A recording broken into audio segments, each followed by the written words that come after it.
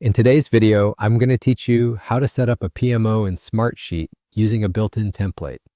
Welcome. If you've wanted to run your project management office inside Smartsheet but weren't sure where to begin, this walkthrough will show you the fastest and most effective path. By the end, you'll know how to launch a ready-made PMO and tailor it to your team without spending hours building from scratch. Start by opening Smartsheet and heading to your homepage. This is your starting point for anything new. Rather than constructing an entire framework manually, we'll leverage a template to jumpstart the process and save serious time. At the top of the homepage, find the Create button or the plus icon depending on your layout and click it. Give it a moment. A new window will appear with several options. Choose View All Templates. This opens Smartsheet's template library, a collection of proven setups designed for different teams and industries. Templates give you structure immediately, so you're not staring at a blank page.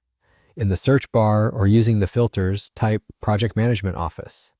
Smartsheet will narrow the list to PMO-related options. Select the Project Management Office template that best fits your needs. You'll see a preview that outlines what's included, typically a bundle of sheets, dashboards, and reports. This isn't a single sheet, it's a complete PMO workspace covering initiative tracking, resource management, project timelines, and summary dashboards for quick insight.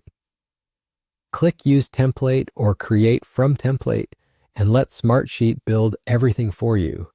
It may take a brief moment because it's generating multiple items at once. Now customize. The template is functional right out of the box, but the real value comes from aligning it to how your team actually works.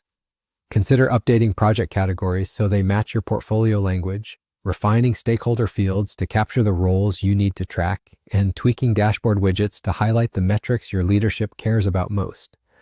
Think of this as shaping a strong foundation rather than finishing everything on day one. Templates are designed to be flexible, not final. You can also edit column names for clarity, add your company logo, and adjust colors to reflect your brand.